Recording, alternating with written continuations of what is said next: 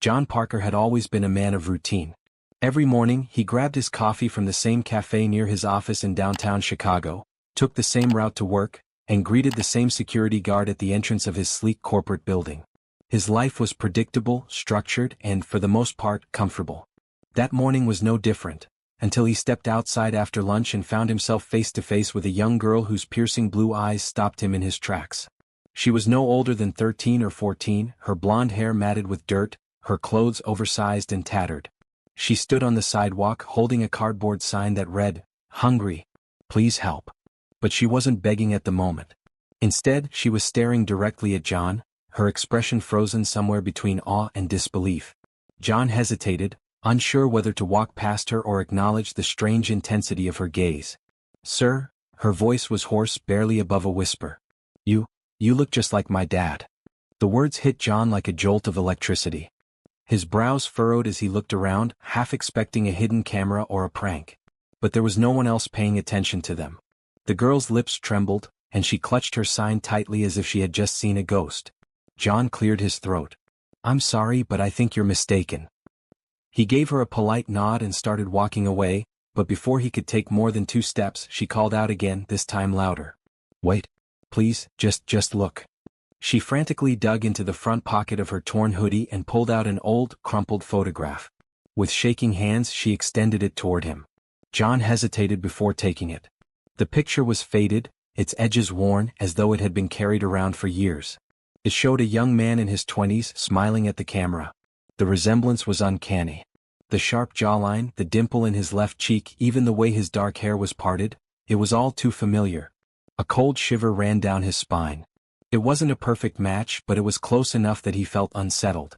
"Where did you get this?" he asked, his voice quieter now. The girl swallowed hard. "It's my dad. Or, at least, that's what my mom told me before she passed away." John felt a lump form in his throat. This wasn't something he could just brush off anymore. He glanced around, noticing how people walked past them without a second look. A homeless girl talking to a well-dressed businessman didn't seem unusual in a city like Chicago. But for John it was as if time had stopped. He crouched slightly to meet her eye level. "What's your name?" "Emily," she said quickly, as though she had been waiting for him to ask. John exhaled. "Emily? I don't know what to say. This man, he looks a lot like me, but I don't remember." He stopped mid-sentence. "Did he?" His past relationships flashed through his mind. College flings, old girlfriends he had lost touch with. Was it possible? Had he unknowingly fathered a child? The idea seemed ridiculous, but the picture in his hand said otherwise. Emily's eyes pleaded with him. "Please? I just need to know if you're my dad." John felt the weight of the moment pressing down on him. His logical side told him this was absurd. But something in the girl's desperation made him pause. He knew he couldn't just walk away. "Do you have anywhere to go?" he asked. She shook her head. "I've been staying in shelters. Sometimes under the bridge near Wacker Drive. But it's not safe." Her voice trailed off. John's chest tightened. He had seen news reports about the dangers of living on the streets, especially for young girls. The thought of her wandering around Chicago alone, vulnerable, was unbearable. "Okay," he said after a long pause. "Let's get you something to eat first." Emily's face brightened with cautious hope. He led her to a small diner a few blocks away, the kind of place he rarely stepped into but had always been curious about. Inside, the scent of fresh coffee and grilled sandwiches filled the air. They took a booth near the window, and Emily practically inhaled her food the moment the plate hit the table. John watched in silence, his mind racing. Finally, after she had eaten enough to slow down, he spoke again. "Tell me about your mom." Emily wiped her mouth with the back of her sleeve. "Her name was Lisa. She died when I was 9. Cancer." Her voice was matter-of-fact, as though she had told the story so many times that it no longer hurt as much. "She always told me my dad was someone special. That he left before I was born, but not because he didn't love me. She said he didn't know." She paused. "I never believed her until now." John's throat tightened. The name Lisa didn't immediately ring a bell, but that didn't mean anything. There were gaps in his past, things he had long since stopped thinking about. He had always been careful, but could he have made a mistake? Could this girl really be his daughter? "I don't want your money," Emily said suddenly, as if reading his mind. "I just want to know the truth." John nodded slowly. He had 2 choices: walk away and convince himself it was just a coincidence, or find out for sure. And deep down he already knew what he had to do. Before going to next, please subscribe our channel, like and share with friends. John walked home that evening with his mind heavier than it had been in years. The sound of traffic, the hum of the city, the occasional blaring of horns, all of it faded into a dull background noise as his thoughts spiraled. Emily's words echoed in his ears. "You look just like my dad." The old photograph was still in his jacket pocket, its edges worn against his fingers. He had studied it multiple times during their meal, flipping it back and forth, searching for an answer in the faded ink. The man in the picture was undeniably similar to him, but was it really him? He couldn't be sure. The name Lisa didn't bring any clear memories, but something about the girl's story unsettled him. Could he have unknowingly left someone behind? Had he been so caught up in his life that he had forgotten something this important? By the time he reached his apartment in Lincoln Park, his wife Sarah was already home, preparing dinner. The scent of roasted chicken filled the air, but for the first time in a long time, he had no appetite. He kissed her on the forehead, a gesture so routine that it happened before he could think. "You're late today," she noted, stirring a pot on the stove. "Long day at work?" John hesitated before responding. "Not exactly." He loosened his tie, stepping toward the dining table but not sitting down. His fingers found the photograph again, and before he could stop himself, he placed it on the table. "I met a girl today." Sarah glanced at the photo, her expression neutral at first, but as she studied it, her brow furrowed. "Who is this?" she asked, looking between John and the picture. "She says I'm her father." The words felt heavy, strange, almost ridiculous coming out of his mouth. He half expected Sarah to laugh, to shake her head and call it impossible, but she didn't. Instead, she stared at him, waiting for an explanation. John sat down, exhaling sharply. "Her name is Emily. She's been living on the streets for a while. Her mother, Lisa, died a few years ago. She has no one. She said her mom always told her that her father never abandoned her, that he just didn't know she existed." He paused, rubbing his temples. "Sarah, she looks at me like she's sure. And this guy in the photo, he looks like me." Sarah reached for the picture again, inspecting it closely. "But do you remember her mother? Do you remember Lisa?" John let out a dry laugh, shaking his head. "I don't know. That's the worst part. I've been racking my brain all day, but nothing is clicking. I mean, I've had relationships in the past before you and I met, but I never imagined this." Sarah's lips pressed into a thin line. "Did you tell her anything?" "I told her I didn't know. I didn't make any promises. But I couldn't just walk away. I took her to eat, heard her story." He hesitated, then continued. "I'm thinking of taking a DNA test." Sarah's eyes widened slightly. "You're serious? What choice do I have? She's mine, I need to know. And if she's not, at least I can give her closure." He leaned forward. "Sarah, she's just a kid. She's been living under a bridge. She's alone in this world. Whether she's mine or not, I can't ignore that." Sarah was silent for a long time. Then, finally, she sighed. "I want to believe this is a mistake. I want to believe it's just some bizarre coincidence." She met his eyes. "But I know you, John. You won't be able to let this go unless you find out the truth." He reached across the table, squeezing her hand. "Thank you for understanding." The next morning, John arranged for a DNA test. He met Emily at the same diner where they had eaten the day before, and the relief on her face when she saw him made something tighten in his chest. She had expected him to disappear, to walk away like so many others had done before. When he explained the DNA test, Emily nodded quickly, as if she had already prepared herself for this. "If you're not my dad, I'll understand," she said. "But I need to know." John took her to a nearby clinic, where the test was done swiftly. The nurse swabbed their mouths, labeled the samples, and told them the results would take a few days. The wait would be agonizing, but at least the process had begun. Afterward, John walked Emily back to the shelter she was staying at. It was a small, overcrowded place near Lower Wacker Drive, where too many people squeezed into not enough space. The air smelled of damp clothes and old mattresses. Emily barely looked at the surroundings as they entered, as if she had already become numb to the conditions. "I don't want to get my hopes up," she admitted as they stood outside her assigned bunk. "But, if you are my dad, does that mean I get to have a family?" John swallowed hard. He had no idea how to answer that. His life had been perfectly structured before she entered it. He had a wife, a stable career, a predictable routine. Emily was an earthquake, shaking the foundation of everything he thought he knew. But one thing was clear: whether she was his daughter or not, he couldn't just walk away. Before going to next, please subscribe our channel, like and share with friends. The days that followed felt like an eternity for John. Every morning he checked his phone, hoping for an email or a call from the clinic with the DNA test results. At work, he found himself zoning out during meetings, barely paying attention to the financial reports that used to consume his focus. His colleagues noticed his distraction, but he brushed off their concerns with forced smiles and weak excuses about being tired. At home, Sarah tried to be supportive, but he could tell she was struggling with her own emotions. Some nights, he caught her staring at him as if trying to read his thoughts. Other times she would ask questions, hypothetical ones like what they would do if Emily really was his daughter, where she would stay, how they would explain it to family and friends. But no matter how much they talked, there were no clear answers. John visited Emily every evening at the shelter, bringing her fresh clothes, food, and anything else she needed. He had never paid attention to places like that before. Shelters, soup kitchens, the hidden corners of the city where people lived invisible lives. But now, standing in the middle of it, he realized how much suffering existed just blocks away from his comfortable apartment. Emily never complained, but John could see how much she hated it there.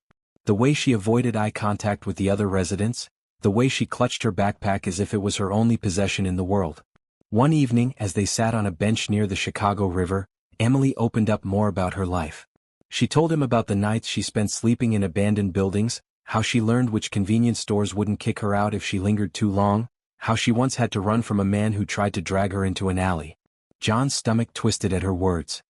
He had always known homelessness was brutal, but hearing it from a young girl, one who might be his daughter, made it unbearable. "Didn't anyone ever try to help you?" he asked, his voice thick with emotion. Emily shrugged. "Some people did. A few let me sleep in their shops when it was too cold. A lady at a diner used to sneak me food. But most people just look right through you like you don't exist." She turned to him, her blue eyes filled with something raw. "That's why I almost didn't talk to you that day. I thought you'd just walk past me too." John exhaled slowly, guilt creeping up his spine. He had been one of those people, the ones who looked away, who avoided eye contact, who pretended the problem didn't exist. And now he was faced with the harsh reality of it. Emily wasn't just a story on the news or a nameless figure on the sidewalk. She was a person, a child, and maybe even his child. The test results finally came in 3 days later. John was at work when the email arrived.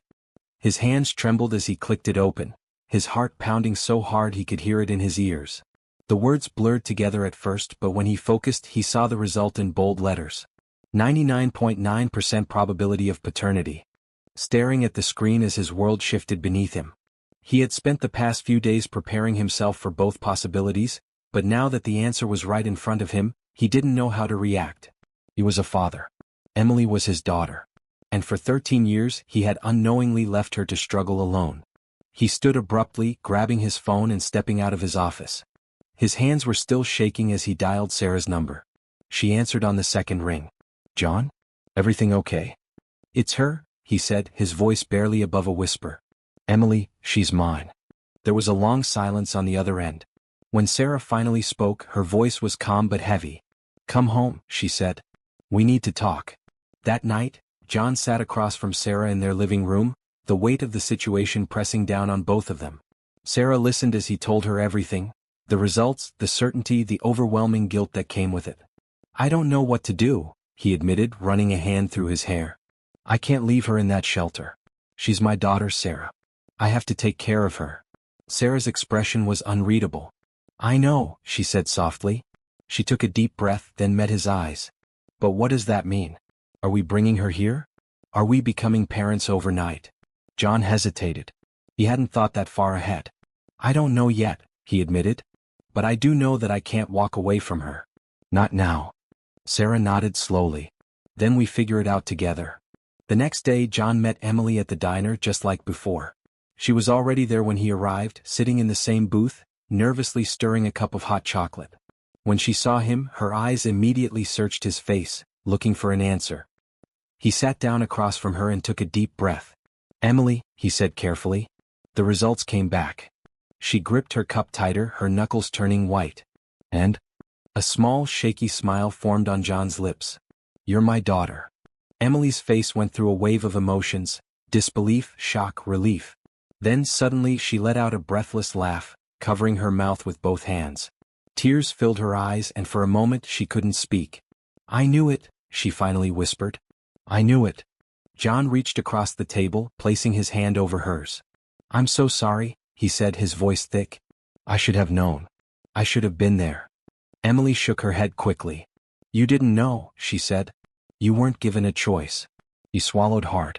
"But I have a choice now. And I'm not leaving you alone." For the first time in what felt like forever, Emily smiled. A real, genuine smile.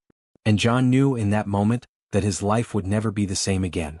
Before going to next, please subscribe our channel, like and share with friends. John couldn't sleep that night. He lay in bed staring at the ceiling, his mind racing with 1,000 thoughts. Emily was his daughter, his flesh and blood, and she had spent 13 years struggling alone in ways he could barely comprehend. The guilt was suffocating. He had a stable job, a comfortable home, and a loving wife, while his own child had been sleeping in shelters and scrounging for food. How had this happened? How had his past come back in such a way that it forced him to reevaluate everything? Sarah lay beside him, just as restless. She didn't say much, but John could tell she was processing it all just as he was. Every now and then, she would shift under the blankets, sighing softly, as if debating whether to say something. Eventually, she rolled onto her side and whispered, "What do we do now?" John exhaled, running a hand down his face. "I don't know," he admitted. "But we can't leave her there. She deserves better." Sarah nodded but remained quiet. They had always talked about having kids someday, but the decision had been pushed back, postponed by work schedules and life's uncertainties. Now they were suddenly parents overnight. No preparation, no baby showers, no first steps or bedtime stories, just a teenage girl with a painful past, stepping into their lives like an unanswered question. The next morning, John left for work as usual, but his mind wasn't on the numbers and reports that filled his inbox. Instead, he found himself researching options for Emily, legal guardianship, therapy, even school enrollment. He had no idea how to navigate this, but he knew one thing for certain. He wasn't going to abandon her. During his lunch break, he called the shelter, asking to speak to Emily. When she picked up, her voice was small, uncertain. "Hey," she said. "Hey, kiddo," he replied, the word feeling both natural and unfamiliar on his tongue. "I was thinking, how would you feel about coming home with me?" There was a long pause on the other end. He could hear voices in the background, the distant chatter of people moving about the shelter. Then finally she spoke. "Are you sure?" she asked cautiously. "I don't want to." "Yes," John interrupted firmly. "I'm sure. You don't belong there, Emily. You belong with me." Another pause and then a sniffle. "Okay," she whispered. John left work early that day, picking her up from the shelter with a duffel bag of borrowed clothes and a nervous energy that filled the space between them. As they drove through the streets of Chicago, Emily stared out the window, biting her lip. "I don't know how to do this," she admitted quietly. John glanced at her. "Do what?" "Be someone's daughter," she said. "Live in a real house. Have a family." His grip tightened on the steering wheel. "We'll figure it out together," he promised. When they pulled into the driveway, Sarah was waiting at the door. Emily hesitated before stepping out of the car, clutching the strap of her duffel bag like a lifeline. John could feel the tension between them, two strangers forced into an unexpected family dynamic. But to his relief, Sarah stepped forward and gave Emily a small smile. "Come on in," she said. "I made pasta for dinner." Emily's room had already been set up with fresh sheets and a dresser Sarah had hurriedly cleared out. It wasn't much, but it was warm, safe, hers. She stood in the doorway, looking around as if afraid to touch anything. "I don't need all this," she said softly. "You do," John said gently. "You deserve it." That night, as John and Sarah sat in the living room, exhausted but relieved, Emily surprised them both. She walked in, hesitating for just a moment before sitting down beside John on the couch.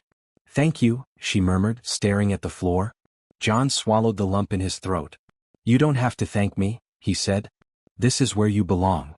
Emily nodded, but John could see the doubt in her eyes. This wasn't just about giving her a home, it was about helping her believe she was worthy of one. It would take time, patience, and trust. But for the first time in years, John felt like he was exactly where he was meant to be. Before going to next, please subscribe our channel, like and share with friends. The first few days in John and Sarah's home were overwhelming for Emily. She wasn't used to sleeping in a real bed, in a quiet house where she didn't have to worry about strangers, sudden fights, or being forced to leave in the middle of the night. She barely touched her food at first, as if expecting it to be taken away, and she flinched every time someone spoke too loudly. John noticed how she kept her duffel bag packed, even though Sarah had already arranged her clothes neatly in the dresser. It was as if she couldn't fully believe that this was real, that she wouldn't have to run again. John and Sarah tried to make things feel normal. They didn't press her with too many questions, didn't force her to talk about her past unless she wanted to. Sarah made sure to cook her favorite meals after noticing Emily's love for pasta, and John took her to buy a few more clothes, letting her pick whatever she liked. At the store, Emily hesitated before choosing anything, looking at the price tags with uncertainty. "You don't have to do this," she mumbled, holding onto an old hoodie she had been wearing for days. John crouched beside her and gently took the hoodie from her hands. "Yes, I do," he said. "You're my daughter. This is what fathers do." The words felt strange yet comforting. Emily didn't respond, but she eventually picked out a few things. A couple of jeans, some t-shirts, and a jacket. It wasn't much, but for her it was a lot. That night, when she thought no one was looking, she ran her fingers over the fabric of her new clothes, as if still trying to accept that they were truly hers. Going to school was another battle. Emily had been in and out of the system so much that she hadn't attended classes regularly in years. John and Sarah met with a social worker who helped them enroll her in a nearby high school, but Emily was resistant. "I don't fit in with kids like that," she said, crossing her arms when John brought up the topic at dinner. "I don't even know if I remember how to be in school." John sighed, setting his fork down. "Emily, I know this is hard. But you're smart and you deserve an education. It's going to be different this time. You have a home now. You don't have to worry about running anymore." She looked at him, her expression unreadable. "I don't know how to be normal," she admitted. John's heart clenched. He reached across the table and placed his hand over hers. "You don't have to be normal," he said. "You just have to be you." The first day of school was nerve-wracking for everyone. John took the morning off work to drive Emily there, even though she insisted she could take the bus. She sat stiffly in the passenger seat, staring out the window as they pulled into the parking lot. "You don't have to walk me in," she said quickly before he could get out. John chuckled. "I wasn't planning to," he teased, trying to ease the tension. She rolled her eyes but smiled slightly, the first real smile he had seen that morning. As she stepped out of the car, he watched her shoulders tense as she approached the building, her small frame swallowed up by the sea of students. He wanted to stay and make sure she was okay, but he knew he had to let her find her own way. The first week was rough. Emily came home quiet and withdrawn, spending most of her time in her room. John and Sarah didn't push her to talk, but they noticed the way she avoided eye contact, the way she barely touched her food again. It wasn't until the following weekend, when John found her sitting on the porch alone, that she finally let something slip. "I don't belong there," she said softly, picking at the loose thread on her sleeve. "Everyone else has had normal lives. They don't know what it's like to," she trailed off, shaking her head. John sat beside her. "What's it like?" he asked gently. She hesitated before answering. "To always be on edge. To be scared of getting too close to people because they might disappear. To feel like you're just surviving." John swallowed the lump in his throat. He wanted to tell her that things would get better, that she wouldn't have to feel that way forever. But he knew words weren't enough. So instead he said, "You're not just surviving anymore, Emily. You're living. And I know it's going to take time, but you're not alone. You have me. You have Sarah. We're not going anywhere." She didn't say anything, but for the first time she leaned her head against his shoulder. It was a small gesture, but it meant everything. That weekend, Sarah suggested they do something fun.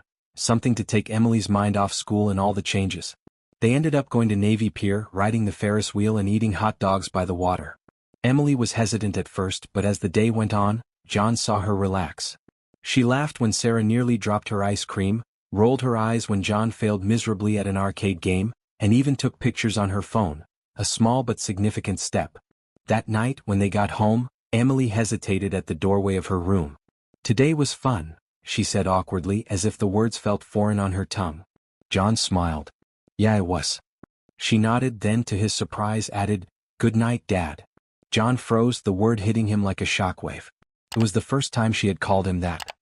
His heart swelled, and he had to clear his throat before responding. "Good night, sweetheart." That night, as he lay in bed, he realized something. This wasn't just about taking in a girl who needed help. This was about family.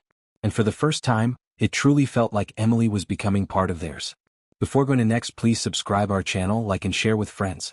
Emily slowly began adjusting to her new life, but some things were harder to shake than others. She still double-checked the locks at night, still hesitated before accepting kindness as if it might be taken away, and still struggled to believe that she was truly safe. School remained a challenge, though not because she wasn't capable. She was intelligent, catching up quickly in subjects she hadn't studied in years. But making friends was a different story. She sat alone at lunch, avoided small talk, and kept her head down during class discussions. Teachers noticed, and a few tried to encourage her to participate, but Emily had spent too long believing that staying invisible was safer. One day John picked her up from school early for a dentist appointment, but as he arrived he spotted her sitting alone on a bench outside. School hadn't ended yet, which meant she had left early on her own. She stared at the ground, her arms wrapped tightly around herself. John approached cautiously, not wanting to startle her. "Everything okay?" he asked, keeping his voice light. Emily didn't look up. "I hate it here." John sat beside her. "Did something happen?" She shrugged, but he could see the tension in her shoulders. "People whisper. They look at me like I'm some stray they're scared to touch. Like I don't belong." John exhaled, feeling a familiar ache in his chest. He wanted to tell her that high school was tough for everyone, that teenagers could be cruel, but he knew that wouldn't help. "You do belong," he said instead. "They just don't know you yet." Emily finally looked at him, doubt in her eyes. "And what if I don't want them to?" John studied her for a moment. "Then that's okay. But if you ever change your mind, you'll find that some people are worth knowing." She didn't reply, but she didn't argue either. That night she stayed up late doing homework, something she hadn't done willingly before. It was a small sign, but John took it as a step in the right direction. A week later something unexpected happened. Sarah, who worked at a local community center, invited Emily to an after-school art class she helped run. "No pressure," Sarah had said, "but I think you'd like it." Emily resisted at first, claiming she wasn't good at art, but Sarah insisted it wasn't about talent, just expression. To John's surprise, Emily agreed to go. That afternoon when he picked her up, she was different. She wasn't exactly cheerful, but there was a shift. Her posture was more relaxed and there was a small smudge of blue paint on her wrist. "How was it?" John asked as they drove home. Emily shrugged, but her tone wasn't as dismissive as usual. "It was okay." John smiled. "Just okay?" She hesitated before adding, "There was this girl, Mia. She's kind of cool." John hid his excitement. This was the first time Emily had mentioned someone from school in a positive way. "That's great," he said casually. "Did you guys talk?" Emily nodded, playing with the string on her hoodie. "A little.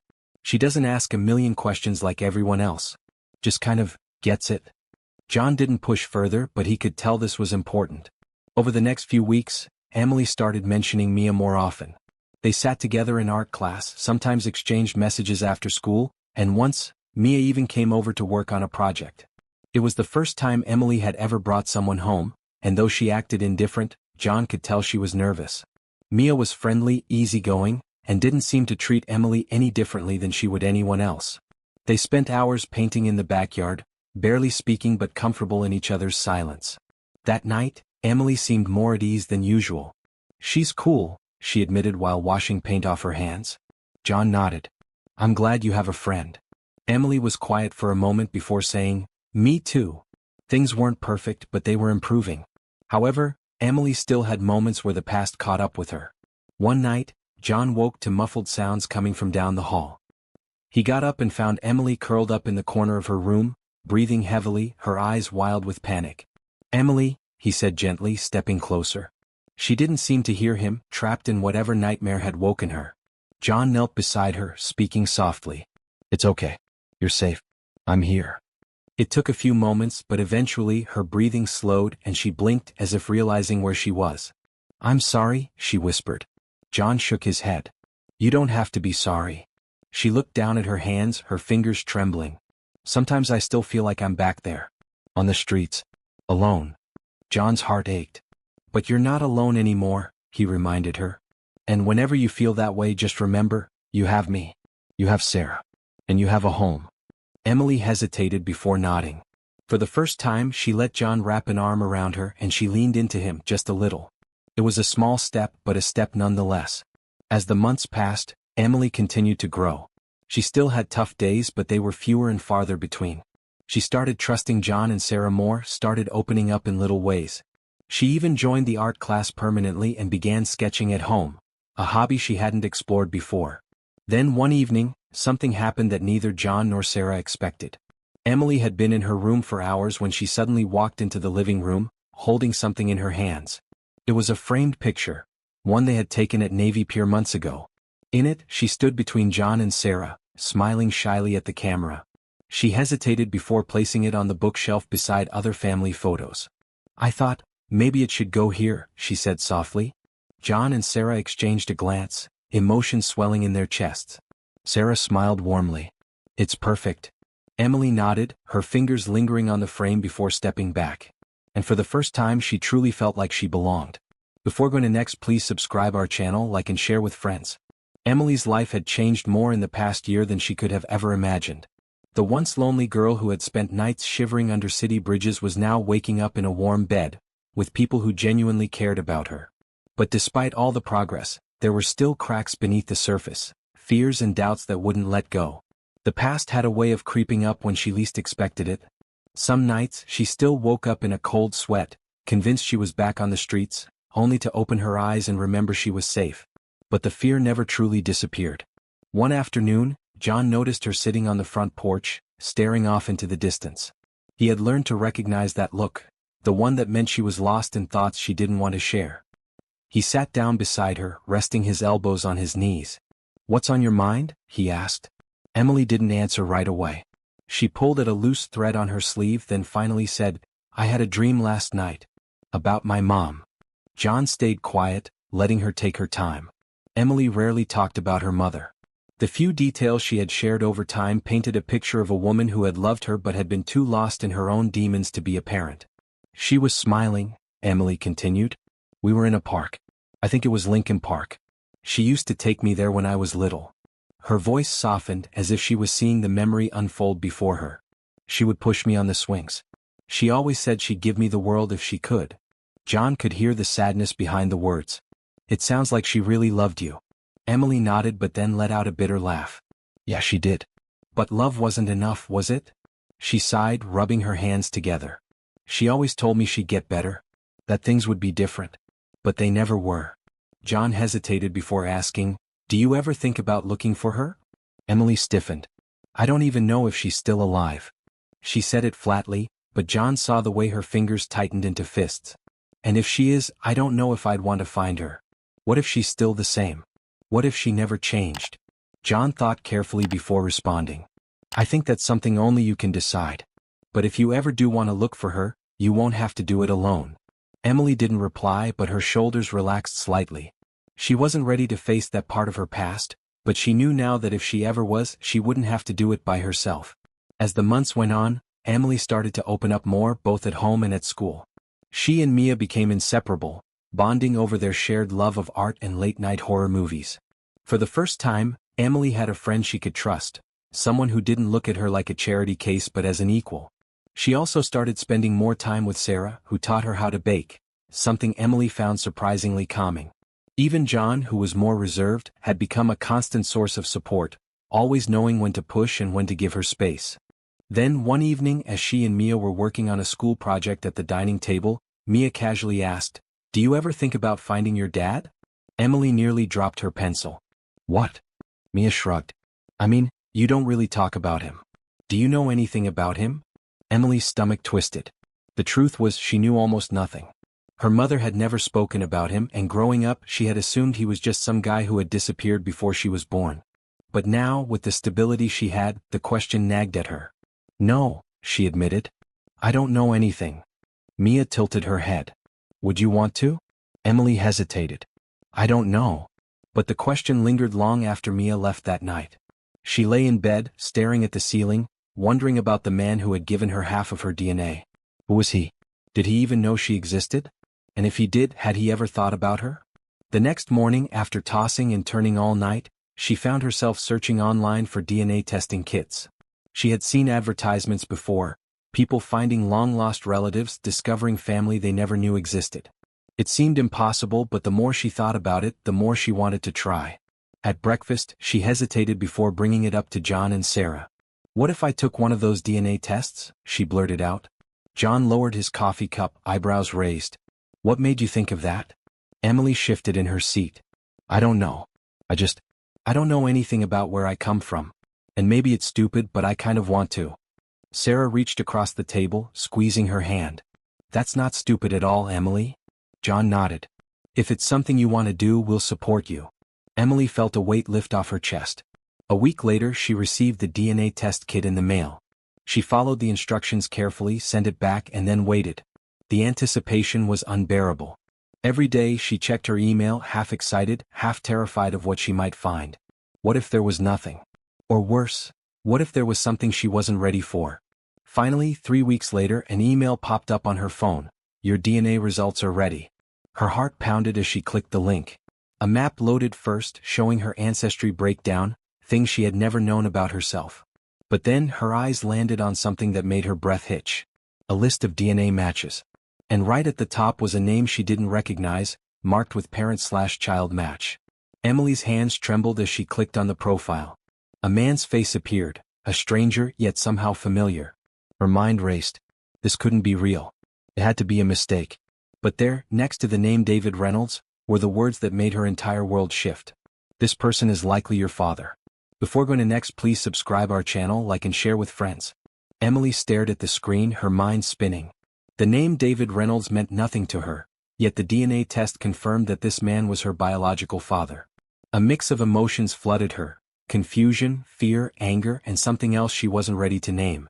For so long she had assumed that whoever her father was, he had never cared enough to be in her life.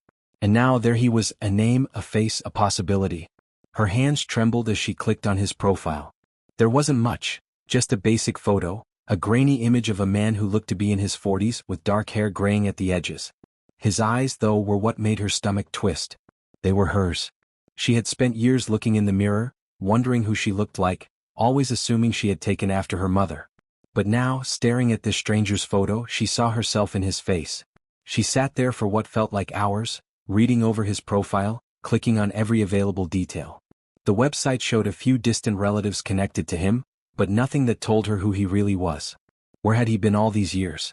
Did he even know she existed? She hesitated before clicking on the message option.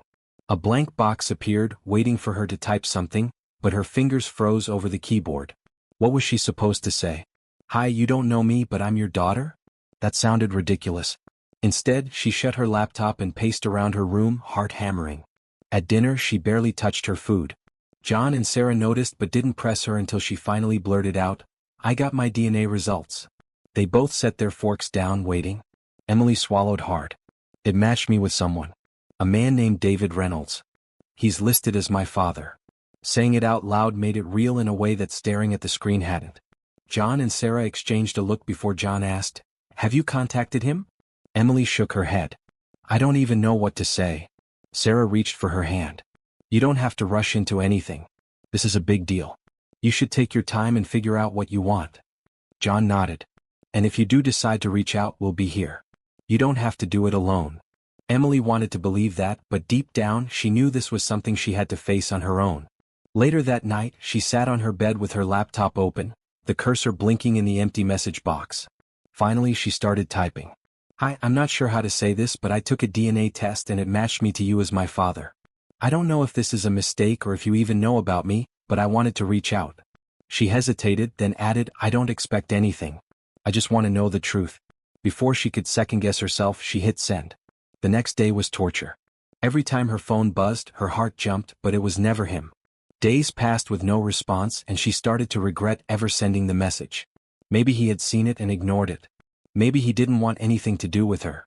Just as she was about to give up, her phone dinged with a new message notification. Her stomach flipped as she opened it. Emily, the message began. I don't know how to respond to this. I didn't know I had a daughter. This is a lot. But I'd like to talk if you're open to it. Her heart pounded. He hadn't denied it. He hadn't ignored her. He wanted to talk. But was she ready for that? She stared at the message, her mind racing. She had spent her whole life wondering about this man, and now he was real. A real person with a real voice, and he wanted to talk.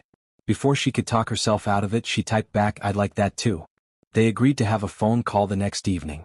Emily spent the entire day feeling like she might throw up. What if he was disappointed? What if he was a terrible person? What if hearing his voice changed everything? When her phone finally rang, her hands were shaking as she answered. Hello. There was a pause, then a deep, uncertain voice. Emily? She swallowed. Yeah. Another pause. I don't even know where to start, David admitted. I had no idea you existed. Emily's throat tightened. I figured. David sighed on the other end. I don't know what your mother told you about me, but I never knew she was pregnant. If I had, I swear I would have been there. Emily clenched her jaw. She never talked about you. I didn't even have a name until now. David exhaled sharply. I'm so sorry, Emily. I wish I had known. They talked for almost an hour. David told her bits and pieces of his life, how he had lived in Chicago in his 20s, how he had a family now, a wife, 2 younger kids. The thought made Emily's chest ache. He had a whole life, a whole family while she had been alone for so long. But he wasn't cold or dismissive. He sounded shaken, emotional, like this was just as overwhelming for him as it was for her. At the end of the call, David hesitated before saying, I'd like to meet you if you'd be okay with that. Emily's breath caught. I don't know. I understand, he said quickly. No pressure. I'd like the chance to get to know you. If you ever want that. She didn't know what she wanted. Everything was happening too fast. But something inside her, something small and fragile, whispered that maybe, just maybe, she wanted that too. Before going to next, please subscribe our channel, like and share with friends. Emily sat on the edge of her bed, staring at her phone screen, reading and rereading David's last message. It had been 2 weeks since their call, and she still hadn't responded to his request to meet. She wanted to, but something held her back. Fear, uncertainty, the weight of the unknown. What if meeting him shattered whatever fragile hope she had started to build? What if he looked at her and regretted ever replying? The fear of rejection was something she had lived with her whole life, and she wasn't sure she could handle it again. But at the same time, there was something inside her that craved answers. She had spent so many nights wondering about the man who had given her half of her DNA. Now he was real and he was waiting. John and Sarah had been supportive, never pushing her but always offering encouragement. You don't have to do this alone, Sarah reminded her over dinner one night. If you want, we can come with you. Or you can bring a friend. Anything to make you more comfortable. Emily appreciated the offer, but she knew this was something she had to face on her own. She had spent years believing she had no one, and now there was a chance she had a father who wanted to know her. If she walked away from that, would she regret it for the rest of her life? The next morning, she woke up with a decision made. She typed out a message before she could change her mind. David, I'd like to meet. Can we do it somewhere public? Maybe a coffee shop? She held her breath as she hit send, and when his reply came minutes later, relief washed over her. Of course. Name the place and I'll be there. They agreed on a small cafe in downtown Chicago, a neutral place where neither of them would feel too much pressure. As the day of the meeting approached, Emily's nerves grew. She picked at her food, struggled to focus at work, and spent too much time staring at herself in the mirror, wondering if she looked too much like him. When the day finally arrived, she almost backed out. But something inside her told her she had to go through with this. She had made it this far. She couldn't run now. When she arrived at the cafe, her heart pounded in her chest. She scanned the room and then she saw him. David was sitting at a small table near the window, nervously stirring his coffee. He looked up at her and for a moment they just stared at each other.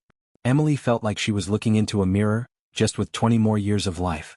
Her breath caught in her throat as she forced herself to take the first step forward. Hi, she said, her voice barely above a whisper.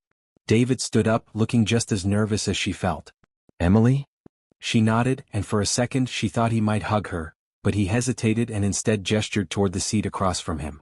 She sat down, trying to steady her shaking hands. I wasn't sure you'd come, he admitted, giving her a small, nervous smile. I almost didn't, she confessed. But I figured, I should at least hear what you have to say. He nodded, seeming to understand. I don't know where to start, he said after a long pause. This is all overwhelming. Yeah, she agreed. It is. For a moment they sat in silence, both struggling to find the right words. Then David took a deep breath. Emily, I want you to know something. I had no idea you existed. If I had, I would have been there. I swear to you. Emily's throat tightened. You were in Chicago when my mom was pregnant, right? Yes, he said, nodding. I was young, stupid. Your mother and I. He hesitated, rubbing the back of his neck. We weren't serious. I didn't know she was pregnant when we lost touch. If I had, things would have been different. Emily wasn't sure how to feel about that. A part of her wanted to believe him, but another part of her felt anger bubbling inside. So you just left? David sighed. It wasn't like that. Your mother and I were never in a relationship. We were young and then one day she was just gone. I tried to reach out a couple of times but she never responded. I had no clue she was carrying my child. Emily clenched her jaw. She never mentioned you. Not once. His face twisted with emotion. I wish she had. I wish I had known. I can't change the past, Emily, but if there's any way to make up for it, I want to try. She wasn't sure what to say to that. Could he make up for it? Could she let him? They talked for over an hour.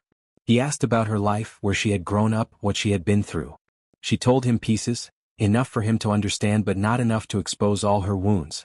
He told her about his wife, his 2 kids, how he had always wanted to be a good father. The irony wasn't lost on either of them. I don't expect you to forgive me, David said softly. And I don't expect you to accept me into your life just like that. But I want to try if you'll let me. Emily looked at him, seeing the regret in his eyes. She had spent years believing she had no one. Maybe, just maybe, she had been wrong. I don't know what this means yet, she admitted. But I think I want to find out. A slow, hopeful smile spread across David's face. That's all I can ask for. Before going to next, please subscribe our channel, like and share with friends. Emily sat by the window of her small apartment in Chicago, staring at the city lights that stretched endlessly before her. It had been 6 months since she first met David, and life had changed in ways she never imagined. The first few meetings had been filled with awkward silences, long stares and hesitant words. But over time something shifted. Slowly, piece by piece, they started building a fragile connection, one that felt real but still uncertain. She had been so used to relying on herself, never expecting anyone to care, that accepting David's presence in her life was still strange. Yet there he was, texting her every morning, calling to check in, asking about her day. It was more than she ever thought she would have. One of the biggest moments had been when David invited her to dinner at his home in the suburbs of Chicago. She had hesitated for days, unsure if she was ready to meet his wife and kids, to step into the world he had built without her. But when she finally agreed, she found herself standing in front of a cozy, welcoming house, her hands shaking as she rang the doorbell.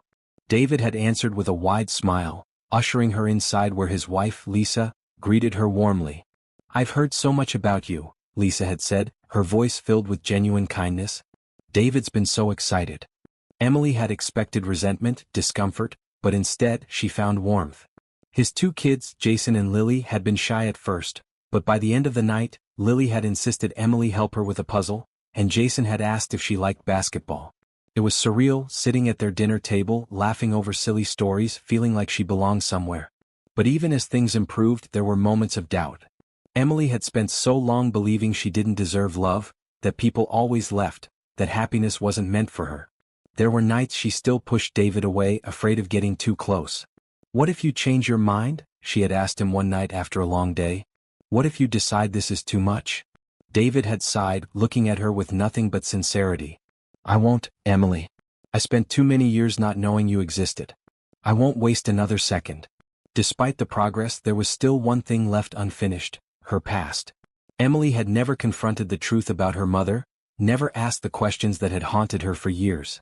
One evening, she sat with David at a small cafe and finally spoke the words she had been avoiding. Why do you think she never told you about me? David's face was heavy with emotion as he exhaled. I don't know, he admitted. Maybe she thought I wouldn't want to be involved. Maybe she was scared. Maybe she regretted it. Emily had always wondered if she was a mistake in her mother's eyes, an accident that had ruined everything. But now, with David sitting across from her, she realized that even if her mother had hidden the truth, she was still here. And she mattered. The biggest change came when David asked her if she would consider coming to one of their family gatherings. Lisa's hosting Thanksgiving. Everyone will be there. I know it's a lot, but I want you to be part of it. Emily had never had a real Thanksgiving. Most years, it was just another day spent wandering the cold streets, watching families through restaurant windows, imagining what it must feel like to be wanted. So, despite the fear bubbling inside her, she said yes. When she arrived, she was overwhelmed. David's extended family filled the house. Uncles, aunts, cousins, all laughing, eating, sharing stories. It was chaos, but it was beautiful. Lisa introduced her to everyone, making sure she felt welcome. At one point, David placed a plate in front of her and whispered, "You're not alone anymore, Emily. You never have to be." Tears burned in her eyes as she nodded, unable to speak. As the night went on, Emily found herself laughing freely, feeling lighter than she had in years.